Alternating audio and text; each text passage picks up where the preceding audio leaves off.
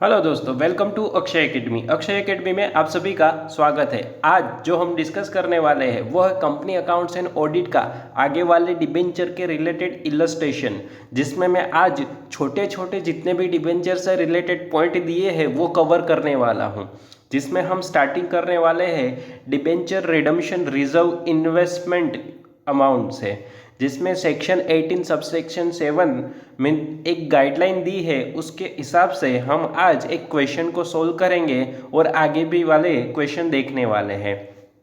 अब तक हमने पीछे का सारा कवर कर लिया है, जिसमें bonus share, right share, forfeiture of share, वो सारा पॉइंट हमने डिस्कस कर लिया है। अगर वो वीडियो आपने नहीं देखा तो आप जाके पहले वो वीडियो देखिए, तो कंटिन्यूसली अगर आप सीरीज देखोगे तो आपको सारा कुछ समझ में आएगा। ओके, तो आज हम डिस्कस करने वाले हैं एक सेक्शन जिसका रूल 18 सबसेक्शन 7। ओके, ये वाला पॉइंट आज डिस्कस करेंगे और आगे के जो छोटे छोटे पॉइंट दिए हैं वो डिस्कस करेंगे आज। इसका मैं आपको समरी में बता दूं तो जितने भी हम अमाउंट के डिबेंचर इश्यू करते हैं उसका 50% हमें क्या करना है, इन्वेस्टमेंट करना होता है। ऐसा यहाँ पे लिखा है सेक्शन में। तो आप पूरा डिटेल में पढ़ना, मैं आपको डायरेक्टली ब्रीफ ओवरव्यू दे रहा हूँ। आपको क्या करना है, 15% इन्वेस्ट करना है। अगर मान लो मैंने 1 लाख रुपए के डिबेंचर निकाले हैं तो उसका 15% माने 15,000 रुपये मुझे ऐसे डिबेंचर रिडम्पशन रिजर्व इन्वेस्टमेंट करके इन्वेस्ट करना है। और 25% amount of total debenture issue की मुझे क्या करनी है, रिजर्व रखनी है। जिसको मैं आपको दिखा दूं तो ये जर्नल एंट्री करनी है। जैसे हमने पहले डिबेंचर इश्यू करेंगे तो रिडम्पशन रिजर्व क्रिएट करेंगे, जो होगी 25% amount out of total debenture issue की। मान लो मैंने 1 लाख रुपए के डिबेंचर निकाले हैं तो उसकी 25% में रिजर्व क्रिएट करूंगा। उसकी जर्नल एंट्री होगी P&L appropriation account debit to debenture redemption reserve account. अब ये एप्रोप्रिएशन अकाउंट क्यों, सारी रिजर्व क्रिएट होती है P&L एप्रोप्रिएशन अकाउंट में से, इसलिए यहाँ पे P&L appropriation account debit to debenture redemption reserve account. कितनी अमाउंट आएगी यहाँ पे, 25% amount of total debenture issue. Total अगर मैंने 1 लाख किया है तो 25% करो, 25,000 यहाँ पे हम क्या करेंगे, रिजर्व क्रिएट करेंगे। रिजर्व क्रिएट करने के बाद उसका 15% अमाउंट हमें क्या करना होता है, इन्वेस्ट करना होता है। तो debenture redemption reserve investment account debit 1 lakh रुपए का 15% करो, 15,000 रुपये हमें क्या करने हैं, इन्वेस्ट करने हैं। इन्वेस्टमेंट करते हैं तो पैसे जाएंगे तो टू बैंक अकाउंट। नाउ अगर सेल कर देते हैं इन्वेस्टमेंट को तो बैंक में अगेन पैसे आ जाएंगे, तो bank account debit to debenture redemption reserve investment account credit कर देंगे। ये सेल कब करेंगे, at the end of the year.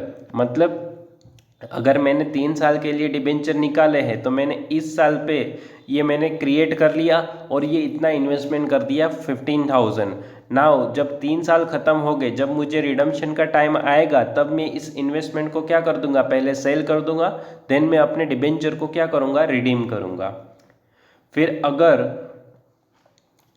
Then अब क्या एंट्री हुई, अब कहाँ तक पहुँचे हम, पहले हमने डिबेंचर इश्यू किए, उसमें से रिजर्व क्रिएट किया, इन्वेस्टमेंट कर दिया। नाउ अब हमें क्या करना है, रिडीम करना है। तो रिडीम करने से पहले हमने इन्वेस्टमेंट को सेल कर दिया। सेल करने के बाद हमने क्या किया, डिबेंचर अकाउंट को क्लोज करके डिबेंचर होल्डर में ट्रांसफ़र कर दिया और होल्डर में से हम उसको क्या कर देंगे, पेमेंट कर देंगे। तो debenture holder account debit to bank account. ये सारा कुछ मैं आपको एक इलस्ट्रेशन के थ्रू भी एक्सप्लेन करने वाला हूँ। ये जस्ट जर्नल एंट्री है, मैं जो फटाफट आपको एक्सप्लेन करते जा रहा हूँ। और जो भी हमने रिजर्व क्रिएट किया था स्टार्टिंग में, उसको एंड ऑफ द ईयर मतलब के आफ्टर पेमेंट हम उसको ट्रांसफ़र कर देंगे जनरल रिजर्व में। ओके, नाउ एक छोटा सा इलस्ट्रेशन देखते हैं। देखो, built-in limited infrastructure company has outstanding 20,000 12% debenture 100 each issued 1st October 2015 due for redemption on 2017 at 10% premium से। 2015 में निकाले हैं, मतलब इश्यू किए हैं, और रिडीम करने हैं 2017 में एट 10% प्रीमियम। तो हम जो लॉस ऑन इश्यू वाली जो पहले मैंने आपको एंट्री एक्सप्लेन की थी वो यहाँ पे आएगी या नहीं आएगी? आएगी, वो एंट्री भी हम करेंगे। तो और यहाँ पे हमें 3 पॉइंट पूछे हैं कि कितना क्रिएट करेंगे, रिजर्व कितना क्रिएट करेंगे, इन्वेस्ट कितना करेंगे, ये दोनों पूछा है, और उसकी जर्नल एंट्री क्या होगी। तो मैं आपको एज पर यहाँ पे लिखा है, as per SEBI guideline infrastructure company has exempted from creating the debenture redemption reserve. Infrastructure company को इसमें से एग्जम्पशन है, लेकिन एज पर रूल 18 सब रूल 17 के हिसाब से अगर हमें क्रिएट करना हो तो कितना करना पड़ेगा। तो हमने 20,000 डिबेंचर 100 ईच है, तो उसको मल्टीप्लाई करो तो कितना होगा 20 लाख। अब उसका 25% हमें क्या करना है, रिजर्व क्रिएट करना है। तो 5 लाख रुपीज़ का हम रिजर्व क्रिएट करेंगे, और मिनिमम इन्वेस्टमेंट कितना करना होगा, तो 20 लाख का 15% हमें क्या करना है, इन्वेस्ट करना है। तो 3 लाख रुपीज़ के इन्वेस्टमेंट खरीदेंगे हम। पहले एंट्री करते हैं 1/10/2016 को, जब हमने डिबेंचर इश्यू की है। बैंक में पैसे आते हैं तो bank account debit to debenture allotment and application and allotment account 20 lakh.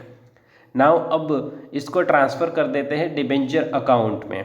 Debenture application account debit. अब नाउ हम आफ्टर 2 ईयर, मतलब हमने 16 में निकाले हैं तो हम उसको रिडीम करने वाले हैं 17 में, तब 10% प्रीमियम से करने वाले हैं। तो लॉस ऑन इश्यू, मतलब जो फ्यूचर में होने वाला लॉस है उसको हम पहले ही रिकॉर्ड कर रहे हैं 2 लाख रुपीज़ का। किसका है, premium on redemption of debenture 2 lakh rupees. इसके मैंने आपको बिफोर वीडियो, मतलब इससे पहले वाले वीडियो में डिटेल में एक्सप्लेन किया है इसके बारे में, आप वो वीडियो जाके देख सकते हो। ओके, तो यहाँ पे हम डिटेल में नहीं जानेंगे। नाउ अब हम क्रिएट क्या करेंगे, P&L अप्रोप्रिएशन में से रिजर्व क्रिएट करेंगे। तो डिबेंचर रिडम्पशन रिजर्व कितना क्रिएट होगा, तो जस्ट अभी हमने ऊपर देखा 20 लाख के 25%, तो 5 लाख रुपीज़ का हम रिजर्व क्रिएट करेंगे। तो यहाँ पे रिजर्व क्रिएट हो गया। नाउ अब 15% अमाउंट इन्वेस्ट करते हैं। तो डिबेंचर रिडम्पशन इन्वेस्टमेंट, या तो investment account debit to bank account 3 lakh rupees के। नाउ अब at the date of redemption, redemption की डेट आ गई है, तो पहले हमें क्या करना होगा, इन्वेस्टमेंट को सेल करना होगा। तो बैंक में पैसे आ जाएंगे again 3 lakh rupees to debenture redemption investment. Now यहाँ पे हमें क्वेश्चन में इंटरेस्ट के रेट नहीं दिए हैं कि इन्वेस्टमेंट जो किया है उस पर कितना इंटरेस्ट मिलता है। अगर रेट दिया होता तो उसको हमें रिकॉर्ड करना होता, उसकी एंट्री भी करनी होती। और दूसरी बात, इन्वेस्टमेंट को हमने 3 लाख में खरीदा था, 3 लाख में ही सेल कर दिया। No profit no loss. अगर प्रॉफिट और लॉस हुआ होता तो उसको भी हम रिकॉर्ड करना होगा। ये कैसे होगा, ये वाला पॉइंट अगेन आपको इन्वेस्टमेंट के मैं 2 इलस्ट्रेशन लेने वाला हूँ, उसमें रिपीट करवाने वाला हूँ कि अगर इन्वेस्टमेंट का रेट दे, मतलब कितना रेट ऑफ इंटरेस्ट मिलता है हमें, और उसको सेल करने में प्रॉफिट या तो लॉस हो तो उसको कैसे रिकॉर्ड करना है, तो वो आगे वाले वीडियो में मैं आपको एक्सप्लेन करने वाला हूँ। अभी यहाँ पे एज्यूम किया है कि यहाँ पे कोई भी लॉस नहीं हुआ, कोई भी प्रॉफिट नहीं हुआ और कोई भी इंटरेस्ट का रेट नहीं है, इसलिए 3 लाख रुपीज़ यहाँ पे डेबिट कर दिए हैं बैंक में और 3 लाख रुपीज़ क्रेडिट, इन्वेस्टमेंट को सेल कर दिया। नाउ डिबेंचर को रिडीम करना है, डिबेंचर अकाउंट डेबिट कर देंगे। कितने से करेंगे, 20 लाख से। रिडम्पशन प्रीमियम अकाउंट डेबिट, हम प्रीमियम से देने वाले थे 10%, तो 2 lakh rupees to debenture holder account 22 lakh rupees. Now holder account में से अब हम क्या कर देंगे, पे कर देंगे। तो डिबेंचर होल्डर यहाँ पे 22 lakh rupees debit to bank account. और मैंने आपको बोला था जो भी हम रिजर्व क्रिएट करेंगे उसको at of the after redemption उसको हम ट्रांसफ़र कर देंगे जनरल रिजर्व में। तो debenture redemption reserve account debit to general reserve account 5 lakh rupees. Now ये था एक बेसिक क्वेश्चन जिसमें थोड़ी सी जनरल एंट्री थी। एग्जाम में आने के चांसेस थोड़े कम हैं, लेकिन आपको पता होना चाहिए कि 25% क्या होता है, रिजर्व क्रिएट होता है, और 15% उसका इन्वेस्टमेंट करना होता है।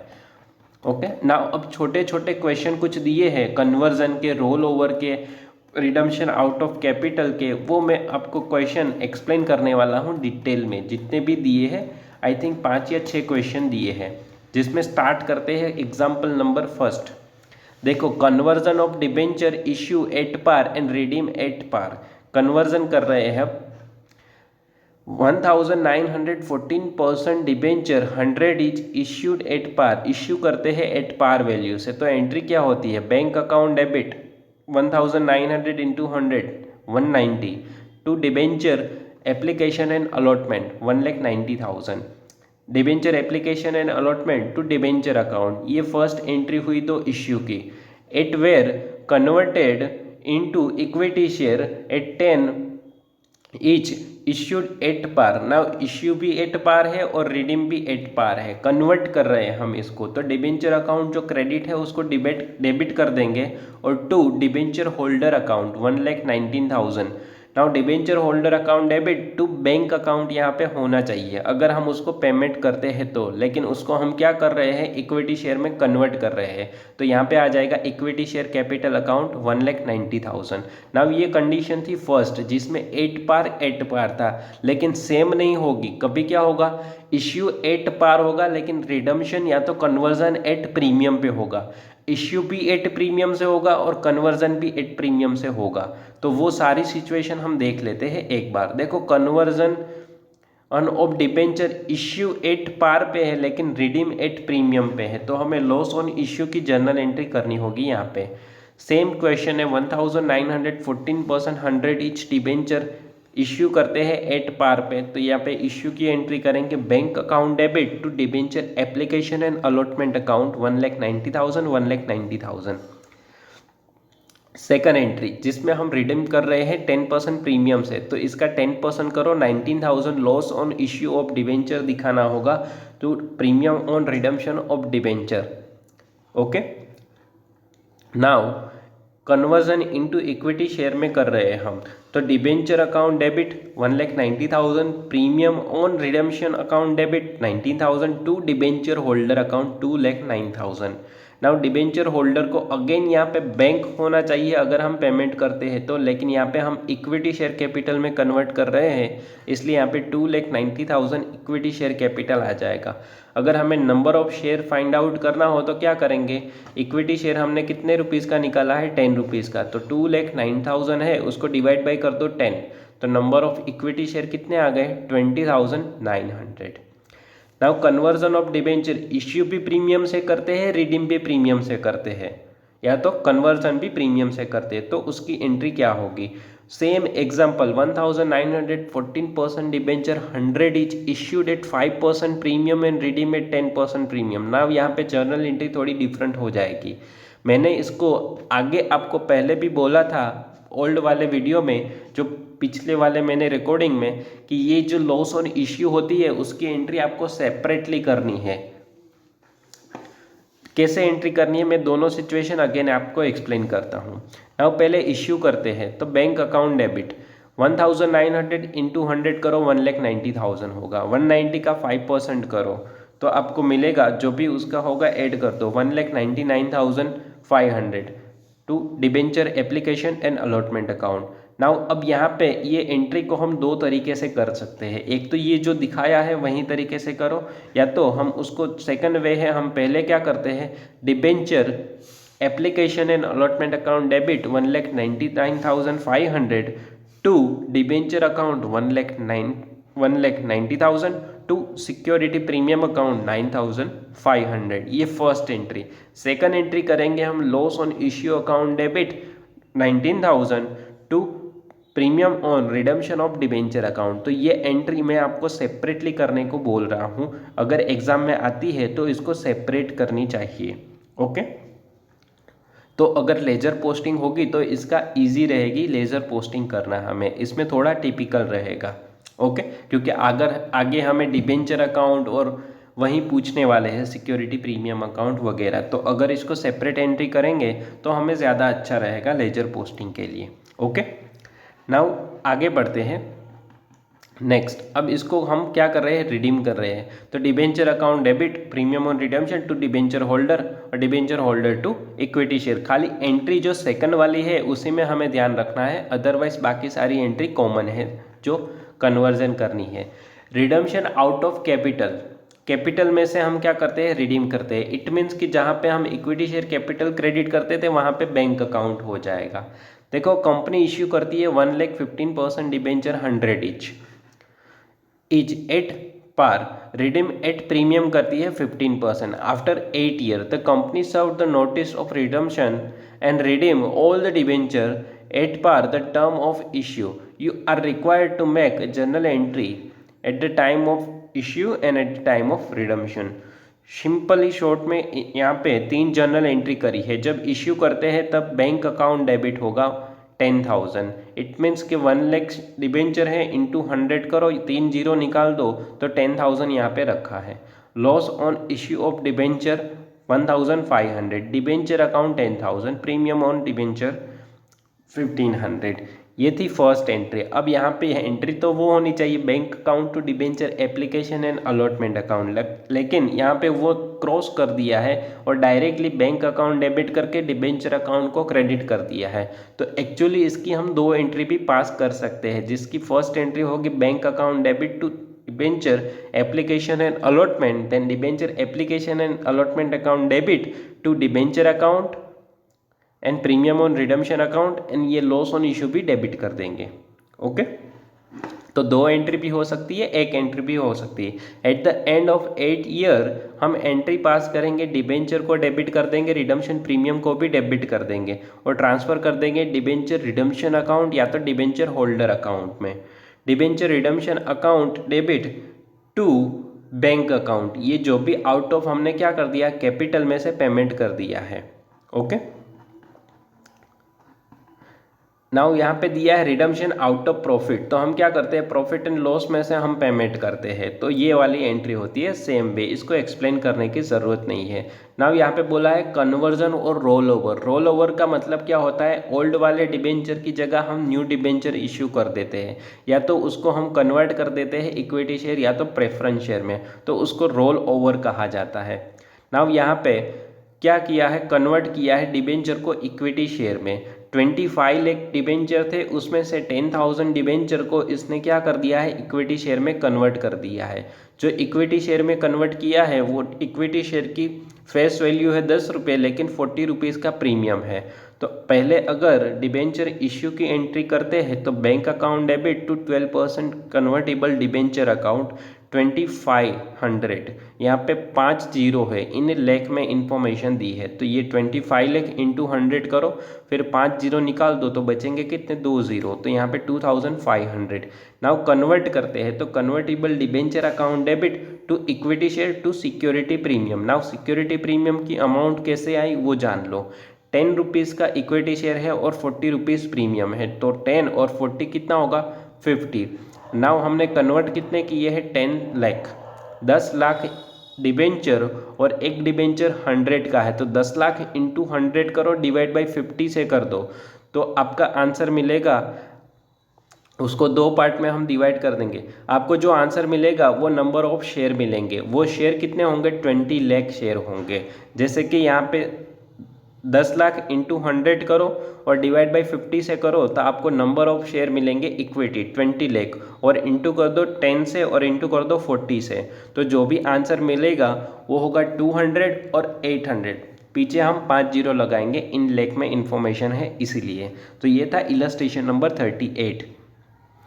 नाउ इलस्ट्रेशन नंबर 39 काफ़ी सिंपल है, आपके लिए ये होमवर्क में मैं रखता हूँ, और इसके बाद वाले जो इलस्ट्रेशन दिए हैं वो काफ़ी डिटेल में मुझे आपको एक्सप्लेन करने हैं, उसके पहले उसकी थोड़ी जर्नल एंट्री भी समझानी है। तो ये 40 नंबर वाला इलस्ट्रेशन मैं आपको नेक्स्ट लेक्चर में डिटेल में डिस्कस करूँगा। 40 की जो जर्नल एंट्री दी है वो काफ़ी इंपॉर्टेंट है। 41 वो भी मैं डिस्कस करूँगा आपके साथ डिटेल में, फिर हमारा डिबेंचर हो जाएगा ओवर। 41 और 40 और 41 को डिटेल में डिस्कस कर लेंगे। नाउ इस लेक्चर के लिए इतना ही। अगर आपको इसमें से कोई भी डाउट होता हो, कोई भी पॉइंट नहीं समझ आया है, तो आप कमेंट बॉक्स में कमेंट कर सकते हो, और अगर कोई टॉपिक से रिलेटेड आप वीडियो चाहते हो और भी कोई कॉस्टिंग एफएम से, तो वो भी आप कमेंट बॉक्स में बता सकते हो। और अगर वीडियो पसंद आता है तो अपने दोस्तों के साथ शेयर कीजिए और सब्सक्राइब कीजिए माय चैनल, और लाइक करना ना भूलें। Thank you for watching.